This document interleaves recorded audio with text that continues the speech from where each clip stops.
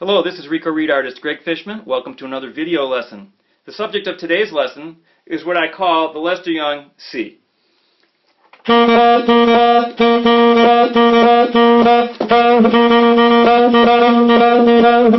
Okay, now, Lester's the first guy who I was aware of, even back in the 1930s, the mid-1930s, he was doing things like this with false fingerings.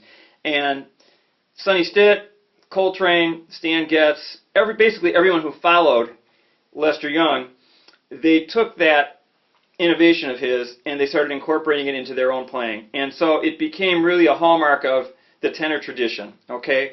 And this is on a low C, okay? So you've probably heard this effect before on recordings or live when you heard someone play, but maybe you weren't aware of how they were achieving the effect because the fingering's not really, it's not part of a standard saxophone fingering that you're going to find on a fingering chart, you know, in a book on how to play the saxophone.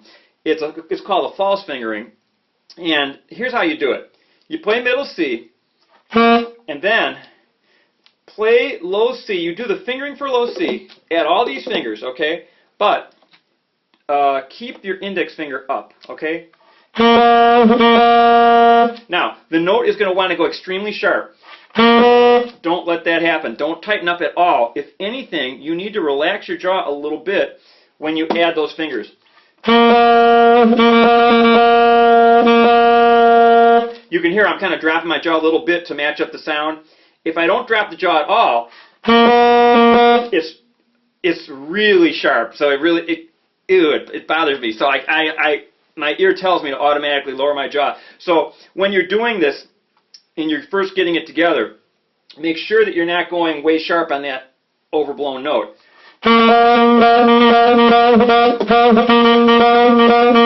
Okay?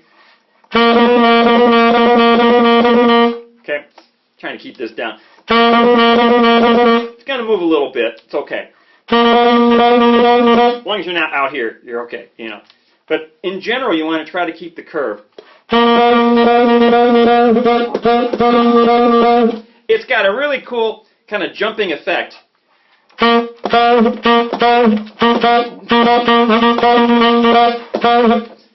Like the other false fingering I showed you on the D in another video, make sure you're supporting the air down here, right here. This should be firm. I'm using a lot of air. I call it sudden compression of air to achieve this effect where the note comes racing out really quickly. That it comes out. If I don't push it from here, if I don't do that breath accent, it just sounds like this. It's like it doesn't feel like it's any excitement to it. You do that and it's like, oh, it just jumps out at you. Okay? So, now, there's an option on this.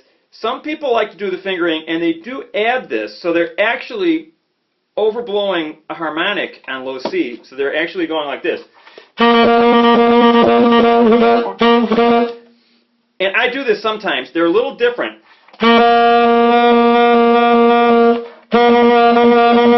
You can do that too.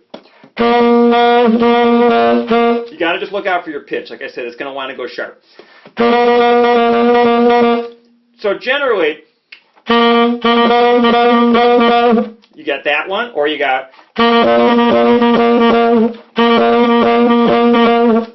It's a matter of personal preference. I've seen it used both ways. I use both of them. It just depends on the type of sound I want. They're both good, just different. And if you wanted to go quickly between two of the heavier weight Cs, then you're going to finger low C, all these down, and just move the index finger. Then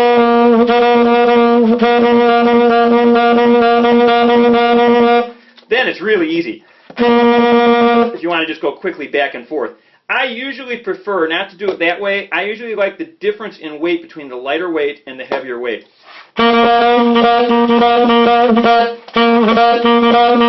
Now, I'm from Chicago. This must be a Chicago thing because most tenor players in Chicago, they do this. It's like, so I guess it's just kind of part of the Chicago style, going back to Gene Ammons when he was playing here a lot.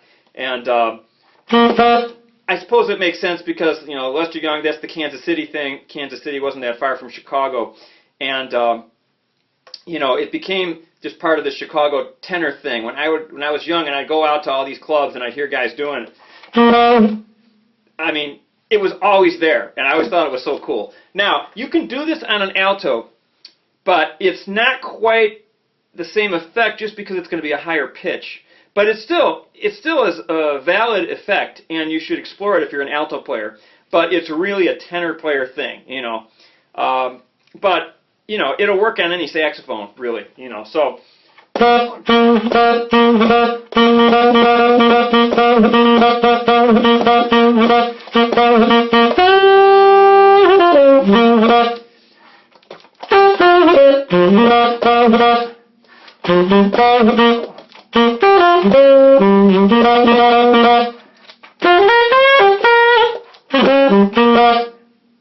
It's got a commanding presence to it. So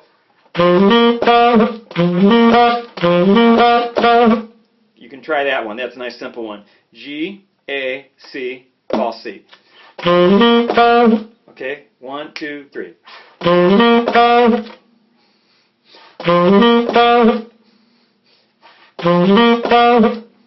One more.